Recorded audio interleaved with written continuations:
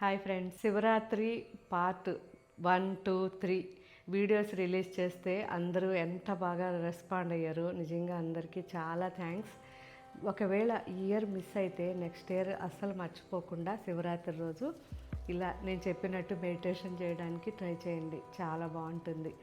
And Gudimalla గురించి అడిగినప్పుడు నిజంగా నేను చాలామందికి తెలియదేమో అనుకున్నాను. నేనైతే చూసి వచ్చున్నాను, కాకపోతే మాకు అక్కడంతా కూడా కొంచెం రిలేటివ్స్ అది ఉండబట్టి నాకు తెలిసేమో అనుకున్నా. కానీ దాదాపు 60-65 మెంబర్స్ అందరూ మాకు తెలుసు అని పెట్టారు. నిజంగా అందరూ ఇలాగే ప్రతి ఒక్కరు కూడా మన ఆధ్యాత్మిక లైన్లో వెళ్తూ ఉంటే ఇలా కొత్త విషయాలన్నీ ఇంకా 10 మందికి తెలుస్తూ ఉంటాయి. నిజంగా గుడిమల్ల అనేది ఒక వండర్ అండి. ఆ స్టోన్ కూడా అసలు మనకి భూగోళంలో దొరకదంట.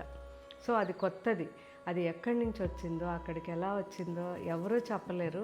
నిజంగా ఇలాంటి వండర్స్ మనకి ఇంకా చాలా ఉన్నాయి. చెప్పాలంటే ఇంకా నేను 1 by 1 అప్పుడప్పుడు ఇలాగే రీల్స్ చేస్తాను. మిమ్మల్ని కూడా కొన్ని అడుగుతూ ఉంటాను.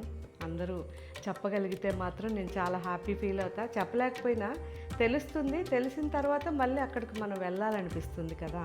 అందరికీ అన్నీ తెలియాలని లేదు. సో ఒక్కొక్కరం ఒక్కొక్క ఏరియాకి వెళ్తుంటాం, వస్తుంటాం. తెలిసిన విషయం నలుగురికి చెప్తే ఇంకా చాలా బాగుంటుంది. అండ్ మొన్న షిఫాన్ శారీ ఎపిసోడ్ చేసినప్పుడు కలంకారీ బ్లౌజ్ వేసుకున్నాను. చాలామంది అడిగారు. అందులోనూ కమలా గారు అండ్ విజయలక్ష్మి అండ్ మాన్య, వీళ్ళ ముగ్గురికి మాత్రం నేను చెప్పేది ఏంటంటే జస్ట్ ఒక 15-20 డేస్ ఆగండి. నేను సేమ్ చేయించి మళ్ళీ మీకు మన వెబ్సైట్లో అప్లోడ్ చేయిస్తాను. అది దాదాపు 3 years బ్యాక్ నేను రెడీ చేయించిన తానది. సో చాలా సేల్ చేసేసాము, అయిపోయినాయి, కంప్లీట్ ఆపేసాము.